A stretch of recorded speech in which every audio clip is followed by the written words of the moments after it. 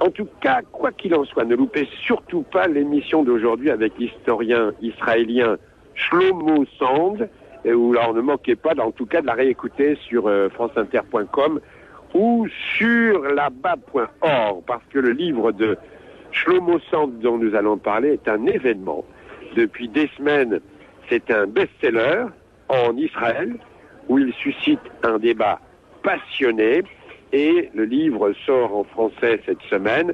Le titre, c'est « Comment le peuple juif fut inventé », je répète, « Comment le peuple juif fut inventé », et c'est une remise en question fondamentale, non pas du judaïsme, mais de l'histoire du peuple juif telle qu'elle existe dans l'esprit des Israéliens comme dans l'esprit de chacun. Et le climat d'inhibition et de politiquement correct qui sévit chez nous risque fort de faire passer ce livre sous silence, notamment évidemment par nos hardis penseurs médiatiques. Donc ne loupez pas cette heure que nous allons passer ensemble. Shlomo Sand enseigne l'histoire à l'université de Tel Aviv.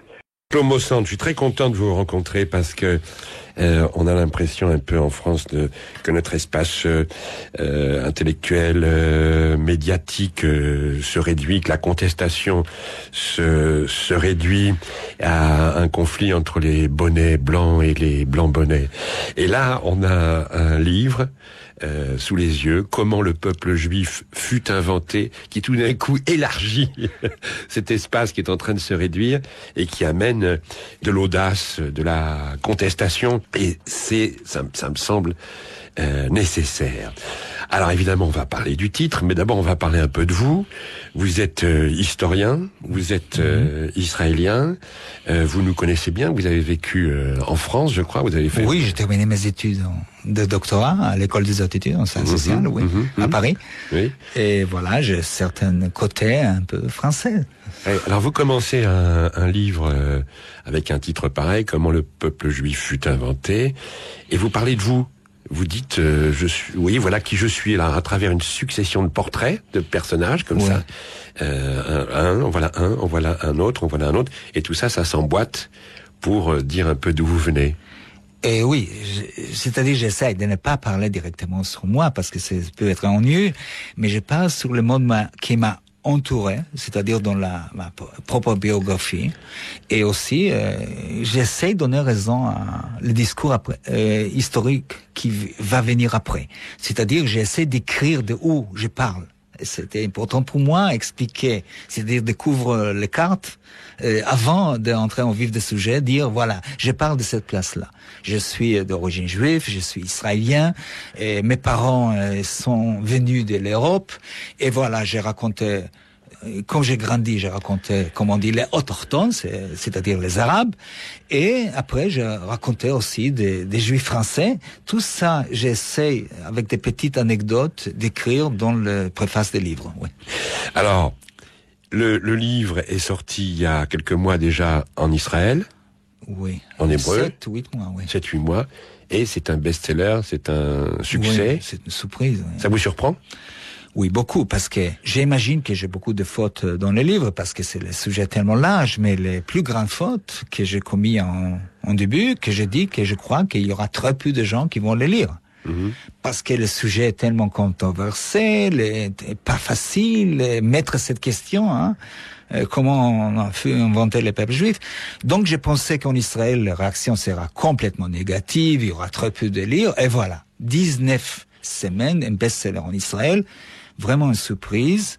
Ça montre une chose. Peut-être nous sommes aussi, comme la France, une société coincée, mais avec un peu plus de curiosité peut-être. Oui, il y a beaucoup d'ouverture, on peut discuter en Israël. C'est-à-dire, vous savez, si quelqu'un lit les livres, je dis qu'Israël n'est pas vraiment un pays démocratique dans le sens classique des termes, mais c'est un pays pluraliste et libéral dans le sens que la vie intellectuelle et culturelle reste toujours assez vivace, curieuse, Et voilà, le livre a trouvé sa place. Alors vous posez une question à travers le titre, comment le peuple juif fut inventé, mais après tout c'est une question qui peut être posée à n'importe quel peuple. Exactement. Par exemple, au hasard, le peuple français. Voilà, je crois aussi qu'il y a 500 ans, le peuple français n'a pas existé. Et à la fin du 19e siècle, comme Lavis a commencé à écrire et tout ça, les manuels, et en créant un peuple français imaginaire qui commence avec Clovis, c'est aussi une invention. Donc, c'est à propos des peuples juifs, ce n'est pas quelque chose d'exceptionnel. Je crois qu'on a inventé le peuple français vers l'arrière, on a inventé le peuple italien jusqu'à l'Empire romain, on a inventé le peuple allemand jusqu'à les Teutons, on dit Teutons. Oui. Les Teutons, oui. Voilà, oui. donc je crois aussi qu'on a inventé le peuple juif. Quelle est la nécessité de cette invention? Parce qu'il faut ça permet la construction et la cohésion de chaque peuple. Pour créer des nations modernes, à certains moments, les classes politiques et intellectuelles ont eu besoin, parallèlement à cette création de la culture immédiate, unifiée, il fallait créer un imaginaire vers l'arrière pour renforcer l'identité moderne de l'État national. Et voilà, donc les mouvements nationaux ou l'État national ont créé un imaginaire vers l'arrière en disant nous sommes ici 1000 ans, 2000 ans avec le judaïsme moderne. C'est-à-dire avec le recul de la religion juive et le début de la naissance des mouvements nationaux et sionistes, plus en plus, on a commencé à construire, à mon avis, une histoire et une historiographie imaginaire d'un peuple juif qui était créé à l'époque biblique et à certains moments était exilé, a commencé à errer, est arrivé à Moscou, a fait un demi-tour, retourné en Palestine. Voilà. Oui. Donc j'ai essayé de montrer, et pas après pas, comment s'était construit cet imaginaire historique. C'est une déconstruction, votre bouquin est une déconstruction. Oui, une déconstruction sur une construction qui était faite à la deuxième moitié du XIXe siècle. Mais dès maintenant, je voudrais souligner, je ne dis pas que le judaïsme n'a pas existé. Je ne dis pas que la religion juive n'a pas existé. Je pense que la nation, l'idée des peuples races aux peuples d'une même origine juive, c'est une invention, une pure invention de deuxième partie du XIXe siècle. Au contraire, vous dites que la religion juive, le judaïsme, a été particulièrement tenace et vivace. Tout au cours de l'histoire. J'essaie dans le livre de montrer que le judaïsme était le premier monothéisme prosélytique. Et grâce à cet prosélytisme, il est devenu une religion très importante dans le monde occidental et à mon avis à la base de tout le monothéisme qui va venir après. Mais cette religion, c'est aussi une religion prosélytique. Il voulait être prosélytique et grâce à ce prosélytisme, il y a eu tellement de juifs dans le monde. Alors, on va essayer d'avancer pas à pas dans votre travail. Vous remettez en cause l'histoire du peuple juif telle qu'elle existe en Israël, par exemple, et telle qu'elle est enseignée aussi en Israël. Vous êtes toujours en guerre contre l'enseignement dans votre pays, et puis telle qu'elle existe aussi dans nos esprits à nous.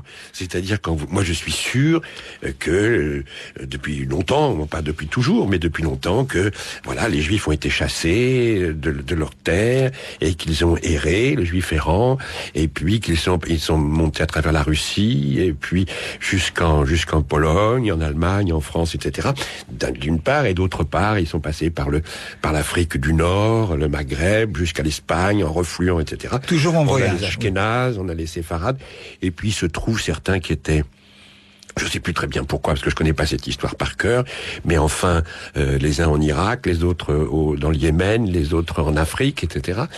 Mais en tous les cas, c'est un peuple chassé, exilé, dispersé. En diaspora. En diaspora, voilà. Et qui, tout légitimement, à un moment de son histoire, au XIXe siècle, éprouve le besoin de revenir sur sa terre originelle, et puis voilà, qui existe aujourd'hui à travers l'État d'Israël. Et vous nous dites, tout ça n'est pas tout à fait vrai. Ouais. Je ne sais pas, heureusement ou malheureusement, mais ce n'est pas vrai. C'est-à-dire, premièrement, vous savez, une simple question. Tout le monde croit que le peuple juif était exilé à 70 ans après Jésus-Christ. C'est-à-dire, Titus, l'empereur romain, a détruit le temple et a exilé le peuple juif. C'est les bases de tous les savoirs sur le judaïsme à travers l'histoire. Et voilà, je me souviens arriver à ce chapitre. Demander, est-ce qu'on a exilé les Juifs au début de notre ère? Et soudain, je commençais à chercher des livres de recherche. Je n'ai pas trouvé un livre de recherche sur les actes d'exil du peuple juif. Vous pouvez imaginer, l'acte fondateur de l'existence juive dans l'histoire n'est pas un sujet de recherche. C'est incroyable. Un livre, ni en français, ni en anglais, ni en hébreu, qui parle sur les façons qu'on a exilé les peuples juifs. Je m'a lancé dedans et j'étais surprise. Vous savez, on peut dire, voilà, c'est les Shoah number one pour les Juifs, c'est-à-dire cet acte d'exil. Mais cet acte d'exil n'a pas eu lieu. En cherchant, j'ai découvert que c'est un mythe chrétien du XIIIe siècle qui a commencé à développer des idées que les Juifs étaient exilés de leur terre de Palestine ou de Judée. C'est un mythe chrétien de Justinus, des martyrs d'ailleurs, qui a commencé l'idée que les Juifs étaient punis par Dieu à cause de leurs rapports avec les messies, etc. Et à certains moments, le judaïsme talmudiste adopte cette notion d'exil et ça commence à être une façon d'être dans l'histoire, dans le monde exilé. Mais les Juifs n'étaient pas exilés. Les Romains n'ont pas exilé des peuples à cette côté de la Méditerranée du tout. Et pourtant, ça fait partie des choses qui semblent certaines.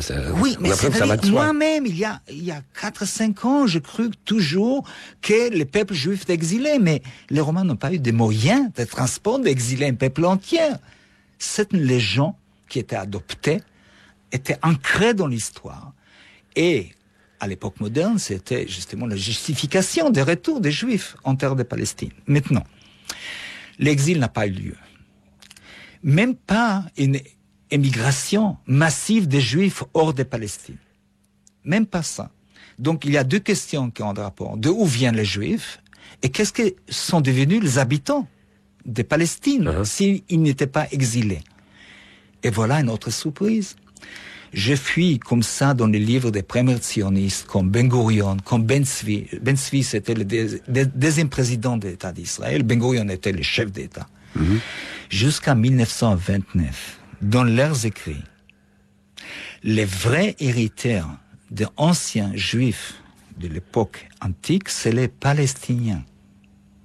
J'essaie de montrer, il y a des références, si quelqu'un ne me croit pas, qu'il ouvre le livre. Ben Gurion écrit dans les années 20 du XXe siècle, que les vrais descendants des anciens juifs, c'est les Palestiniens. En arrivant en Palestine, ils ont croyé que les paysans arabes, ils sont vraiment ceux qui ont resté de l'époque ancienne. D'ailleurs, bon, je ne sais pas sûr que c'est exact ou non, mais une chose est évidente. S'il n'y avait pas d'exil des Juifs, qu'est-ce que sont devenus les habitants de l'ancien Judée? Bon, à certaines époques, ils se christianisent avec le christianisme et c'est presque sûr que le 7e siècle, la plupart d'entre eux prennent l'islam avec l'arrivée des Arabes des déserts. Et je crois que la plupart des populations juives anciennes s'islamisent et restent dans le pays. Bien sûr, mélangés avec chaque concurrent. Mais si vous voulez savoir les paradoxes dans l'histoire, et je répète, après Ben Gurion, après Ben Tzvi, après Borochov, c'est une autre grande théoricien du sionisme, les paysans de cette terre sont les vrais héritiers de l'ancien judaïsme. Vous pouvez imaginer dire ça en Israël en 2008, dire que probablement, d'ailleurs, je suis sûr que les Hamasniks, c'est-à-dire les gens de Hamas, probablement ne vont pas l'aimer aussi. Cette idée que probablement... Ils sont d'origine juive, oui, ça va pas leur plaire. Voilà. Ça fait un peu un désarroi. Bon, de toute façon, les Juifs n'étaient pas exilés. Et j'ai pu prouver ça dans le sens que, bon, il y avait des migrations. De où viennent les Juifs? S'ils ne sont pas des véritaires des anciens Judées. Voilà. Dans le livre, je suis les étapes de la diffusion du judaïsme autour de la Méditerranée. Et je découvre, premièrement, après les écrits des classiques romains, etc., et après aussi les vestiges de Talmud, etc., que le judaïsme était une religion prosélytique. Et à l'époque des Maccabéens, le prosélytisme était fait par la force. C'est-à-dire, cet royaume qui a eu l'épée a converti par force tous les voisins. Donc, le judaïsme commence comme religion, si vous voulez savoir, à partir des Maccabéens, comme religion prosélytique qui impose les foi juifs à tous les voisins autour de Judée. Et après, ça devient, comment dire, les choses, avant que le christianisme développe, c'est le judaïsme à la mode. C'est-à-dire, les écrivains romains ont peur du judaïsme, c'est-à-dire les conversions au monothéisme juif. C'est très populaire autour de la Méditerranée. Et je crois, plus en plus, en écrivant ce livre, que la plupart des juifs, c'est des convertis. Bon, et en plus de ça, de cette conversion du monde antique, il y avait aussi des royaumes que j'ai découverts. Vous savez, il y a 10 ans, je ne savais pas qu'à les régions que le Yémen se trouve aujourd'hui. Il y avait un royaume juif, 150 ans, 140 ans, un royaume juif très, très fort qui s'appelle Chémia. Oui. Chémia, voilà. Et vous savez, les juifs yémenites, ce n'est pas les brises de la mer Rouge qui a fait qu'ils ont des cheveux tellement jolis, hein. C'est-à-dire, c'est des gens de la région. Les juifs yémenites sont des descendants de ce royaume juif très fort qui s'est judaïsé au 5e siècle de notre ère. Qui s'est converti au judaïsme à un moment. Oui, un royaume entier. Oui. Bon. Et bon, nous savons aussi au nord d'Afrique, le judaïsme chez les Berbères, qui était populaire à cette époque, phénicien et après berbère. Et tout le monde au nord d'Afrique connaît l'histoire de Caïna. Oui, tout à fait, la reine juive Caïna. Et la résistance juive en face de l'invasion musulmane. Bien sûr. Et donc, c'est-à-dire que ces berbères se convertissent au judaïsme pour résister à la poussée arabe qui pousse Oui. C'est-à-dire, il prend le judaïsme avant que l'islam arrive. Et après... Comme moyen de se défendre. Oui. Pour avoir une cohésion. Oui. C'est ça, c'est d'ailleurs, tout ça. elle a fait un royaume à cette époque. Et une grande partie des juifs nord-africains, c'est d'origine berbère et arabe. Et si quelqu'un n'accuse pas que je suis ashkénaze, et donc j'accuse de tout le monde d'être converti, et je crois aussi que les ashkénazes, les choses qu'on appelle ashkénazes, sont des gens convertis. C'est-à-dire quoi?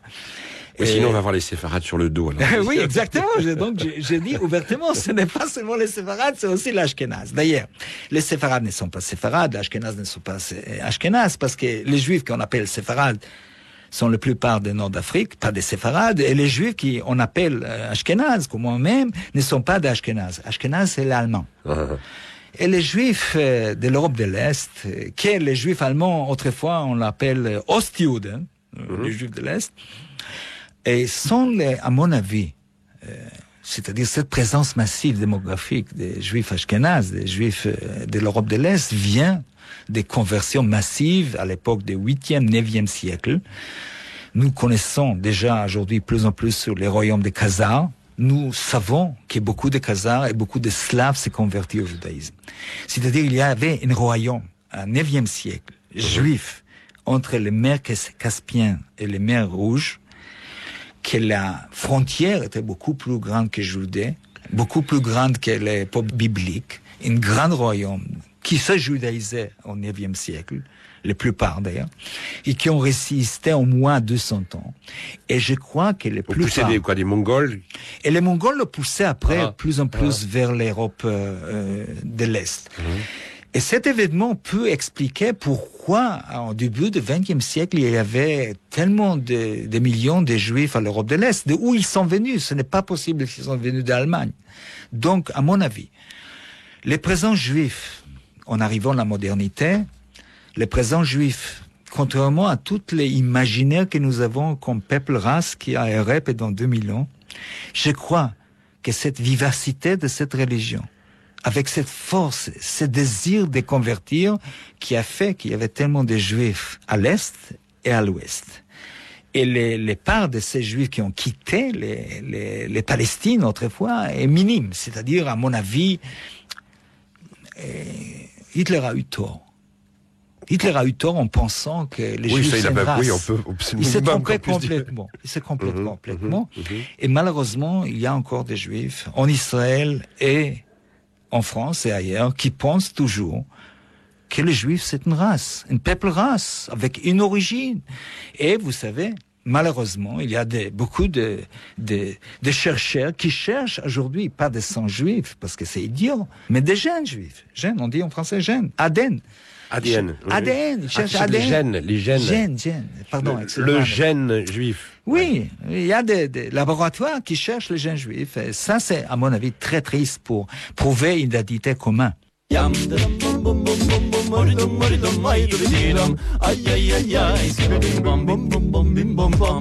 Shlomo Sand, les auditeurs écoutent et se disent, mais attends, c'est incroyable, comment est-ce que soudain arrive ce chercheur israélien, sympathique comme tout, qui nous apprend tout ça?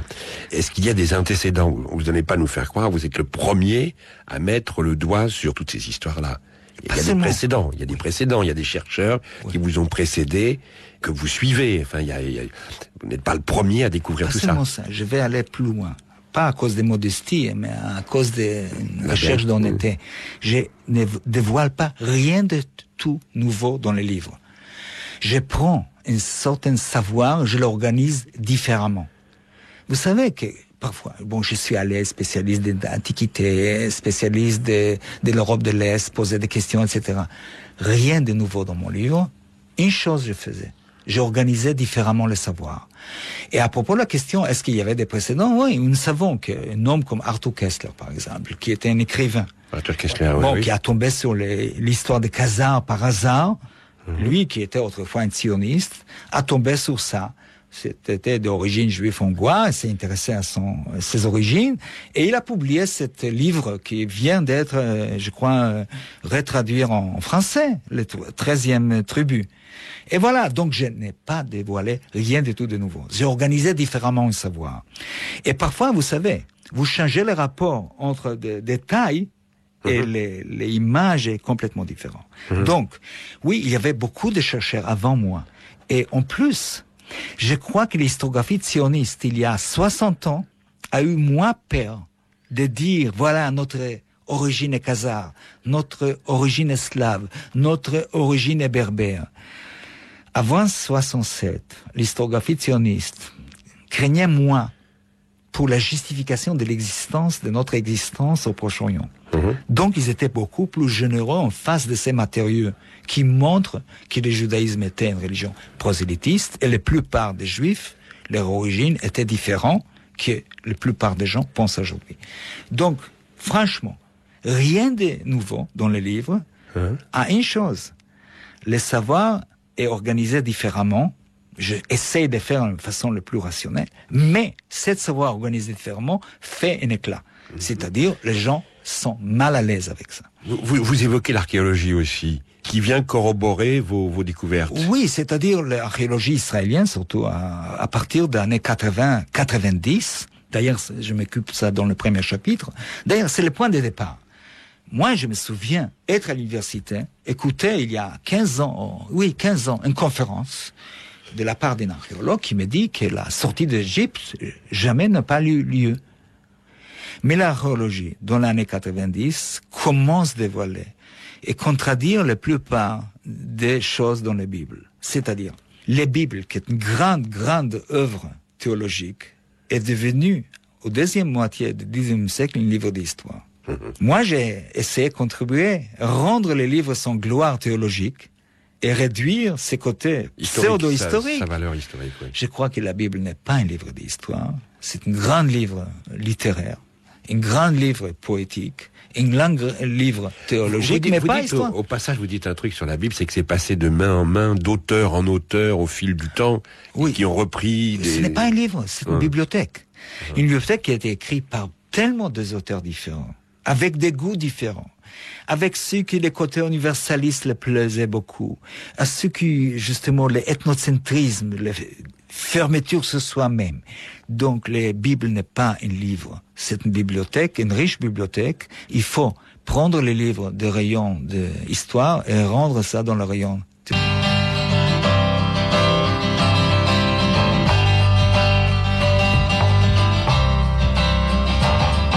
On continue avec Shlomo Sand pour son bouquin « Comment le peuple juif fut inventé », un livre qui a eu un grand succès en Israël dans sa version, sa première version en hébreu, et qui maintenant vient d'être traduit en français.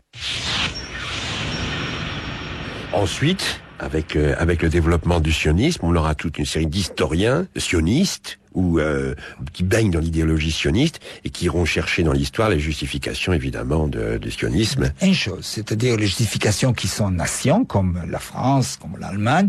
D'ailleurs, c'est calqué sur les notions, à mon avis, de nations allemandes, malheureusement, des peuples allemands, des folks allemands. C'est-à-dire l'histographie sioniste des immunautés du XIXe siècle, j'essaie de montrer ça, et essaie de façonner l'histoire juive après le modèle des historiens allemands, plutôt, et malheureusement, folkistes. C'est-à-dire, bon, pas tous les historiens allemands sont des... On commence à arriver vers les derniers chapitres, c'est-à-dire, il y a un côté critique, pas seulement que l'histoire était un peu légendaire, mais aussi l'essence des identités modernes, des juifs modernes. Donc, les modèles de ces historiens sionistes ou pré-sionistes et les modèles allemands, pas républicains français, pas britanniques, mais plutôt une notion que les peuples modernes existent parce qu'ils existaient déjà au début des temps. C'est-à-dire, pour les Allemands, un vrai Allemand était si quelqu'un est descendu des Teutons, des Ariens, etc. Voilà, de ces historiens, Graetz et ceux qui le suivent, Heinrich Graetz, le premier grand historien national, nationaliste si vous voulez.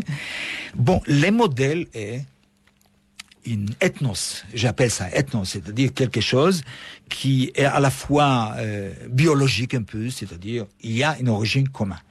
D'ailleurs, en France aussi, au XIXe siècle, on sait qu'il y avait une discussion, est-ce qu'on est des Gaulois ou des Francs?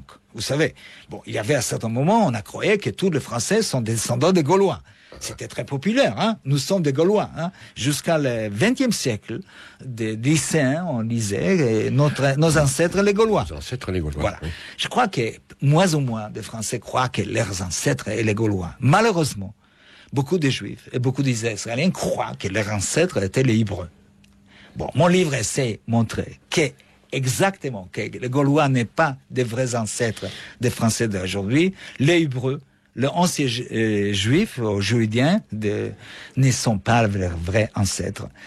Sauf que la deuxième moitié du XIXe siècle, exactement comme en France, les historiens essayent de façonner une image d'un peuple fermé, descendant d'un certain peuple antique, et qui continuait à errer dans l'histoire.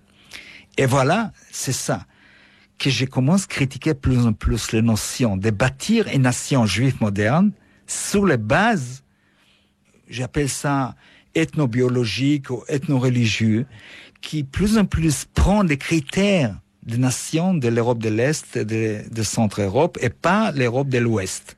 C'est-à-dire, aujourd'hui, si vous allez définir la nation française, vous n'allez pas appuyer sur des notions biologiques. C'est-à-dire, quelqu'un est français, s'il a la culture française... Il y a quand même une leçon de l'histoire du XXe siècle qui fait qu'on a plutôt tendance, on espère en tout cas, à repousser ces notions-là. Oui, c'est-à-dire, c'est une notion, si vous voulez, d'origine biologique commune. Si vous voulez savoir, le plus grand malheur du XXe siècle vient en partie de cette notion que nous sommes d'origine commune, biologique. Et je parle ici, justement, des choses qui se développent en Allemagne et ailleurs aussi, avec cette notion que nous avons, c'est-à-dire nous sommes venus de quelque part et nous sommes on marche vers quelque idéal, si vous fermez. Le sionisme, l'historiographie sioniste, est basée sur la notion, j'appelle ça dans le livre, ethnocentriste. Si vous n'êtes pas des parents juifs, vous n'êtes pas juif. Vous ne pouvez pas devenir juif, sauf si vous convertissez religieusement. Mais si vous n'êtes pas religieux, donc vous ne pouvez pas entrer dans le peuple juif, vous ne pouvez pas sortir du peuple juif. C'est quelque chose ethnocentriste et c'est la base de la définition d'État d'Israël. Et si vous voulez, on peut arriver déjà à cette bottom line de mon livre qui dit que cette historiographie qui était forgée autour de la nation d'un peuple juif fermé, ethnocentrique, est la base si vous voulez, des lois, d'esprit des lois en Israël pour définir qui est citoyen, à qui l'État d'Israël appartient. Shlomo, je me demande comment votre livre va être reçu ici. Vous nous dites qu'en Israël, le livre est un succès, fait débat. Non seulement auprès de vos étudiants des milieux intello, etc. Oui, c'est dépassé tout le monde discute de ce bouquin et vous engueule ou vous approuve ou vous conteste, etc. Enfin, c'est-à-dire que vous faites votre boulot d'intellectuel, finalement, tout simplement. Je me demande comment le livre va être accueilli en France. Est-ce que ça va aussi susciter des débats, revenir à ce que je disais tout à fait au début, en disant est-ce qu'on va agrandir un peu l'espace du débat qui est en voie de rétrécissement, ou bien est-ce qu'il va y avoir un silence poli ou pas d'ailleurs autour de ce bouquin, comme c'était le cas pour le livre d'Abraham Burg par exemple il y a quelques mois. Merci beaucoup Shlomo Sand.